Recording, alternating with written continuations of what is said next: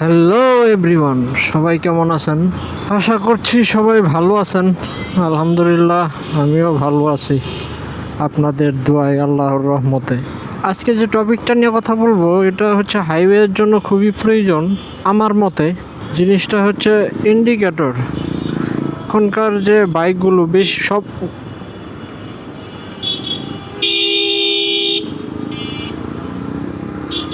এই অটো মানে কোনো সিস্টেম নাই, রাস্তার মধ্যে দাঁড়ায়। অ্যাক্সিডেন্ট হবে এদের জন্য, আবার কিছু কিছু মানুষ আছে মানে মানে দরদ এদের জন্য উতলায় পড়ে, যে গরিব মানুষ এই সে। আরে ভাই, এইসব অটোর জন্য কত সমস্যা হয় রাস্তায়। এখন যে বাইকার সেই একমাত্র বুঝবে এটা। যাই হোক, মানে সকাল সকাল মেজাজ খারাপ করে দিছে। বর্তমানে বেশিরভাগ বাইকের ওই হচ্ছে ইন্ডিকেটরের সাউন্ড নেই। মানে ইন্ডিকেটর যখন দেওয়া হয় তখন বোঝা যায় না, বাট ড্যাশবোর্ডে হচ্ছে লাইট হচ্ছে ব্লিঙ্ক করে, বাট হচ্ছে কোনো সাউন্ড নেই। আসলে হাইওয়েতে চলার সময় ড্যাশবোর্ডে আসলে যখন বাইক স্পিডে থাকে তখন ড্যাশবোর্ডে খুব একটা দেখা হয় না। দেখা যায় যে অনেক সময় ইন্ডিকেটর দিলাম, দেওয়ার পরে আর ইন্ডিকেটর মানে বন্ধ করতে বা ইন্ডিকেটর চেঞ্জ করতে আর মনে নেই।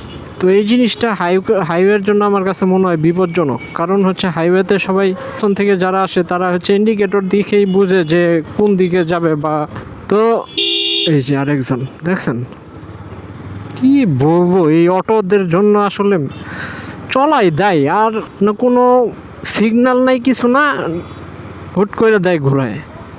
তো পিছন থেকে দেখে বোঝার উপায় হচ্ছে একমাত্র যে ইন্ডিকেটর। তো যেহেতু সবসময় ড্যাশবোর্ডে দেখা হয় না, তো ইন্ডিকেটর যদি একদিকে জ্বলে থাকে তাহলে হচ্ছে পিছন থেকে তো সে বুঝবে যে আমি ওইদিকে, বা যে ইন্ডিকেটর দিয়ে রাখছে সে ওই দিকেই যাবে।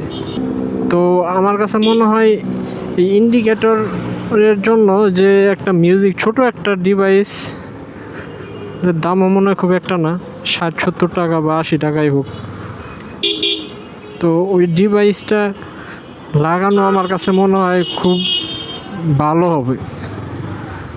কারণ হচ্ছে এই সাউন্ডটা থাকলে তাহলে বোঝা যায়, কানের মধ্যে বাজে, তাহলে বোঝা যায় যে আমার ইন্ডিকেটর দেয়া আছে, আমার চেঞ্জ করা উচিত বা বন্ধ করা উচিত। তো এই বিষয়টাই শেয়ার করলাম। আশা করি আপনাদের উপকার হবে। যদি উপকার হয় তাহলে কমেন্ট করে জানান।